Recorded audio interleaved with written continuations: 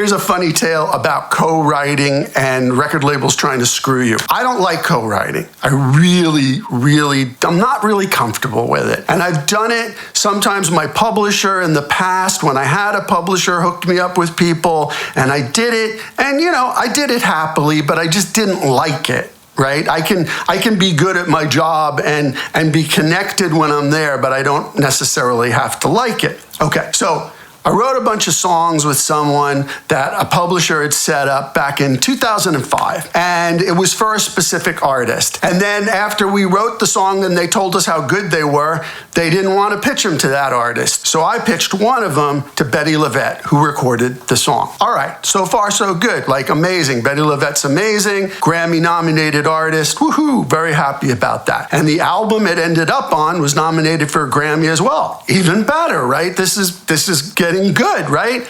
Maybe. So the first problem in the equation is it was a first use song, meaning it had never been recorded before. And you can record any song by any person as long as it's been recorded already, and then Harry Fox collects a 75% royalty on that cover, right?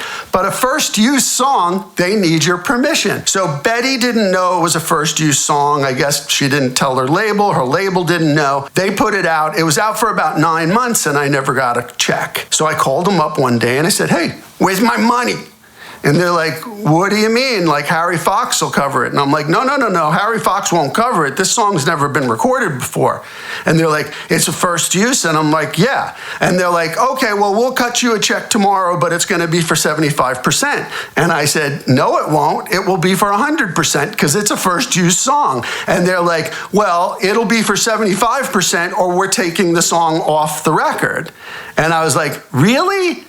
Really? You're gonna take my song off of the record, a Grammy-nominated record, 2 months before the Grammys? Okay, go ahead. Take my song off the record, but you're paying me 100%. And they're like, okay. And so they paid me the 100% and they kept the song on the record because it was total nonsense. This is what they'll try to do to you if you're not careful. And I just stood my ground. I was like, I don't care. You gotta have that kind of like, I don't care attitude. Sometimes no is the best negotiating tool. Well, this was one of those situations. So got the 100%. I got paid, unfortunately, because I owned 100% of my share of the song. I owned all my publishing. I still own all my publishing. So I got a check. My co-writer didn't because she was on a stipend from the publisher and they took out the money from there. That's the way it goes. Hey, it's the way it goes.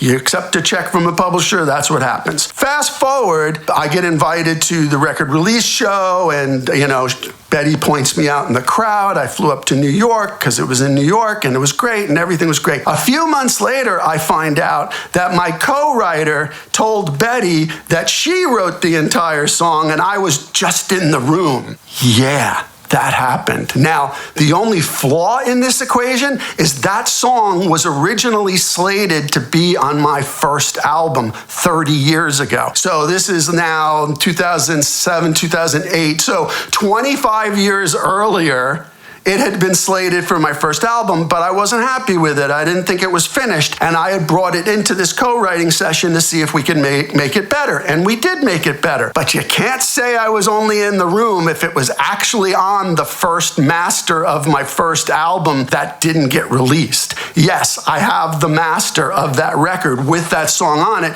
And then thankfully we decided, no, it's not ready. Let's put another song instead. So that's why I don't like co-writing, but you also have to learn to stick up for yourself with the record labels because they will screw you.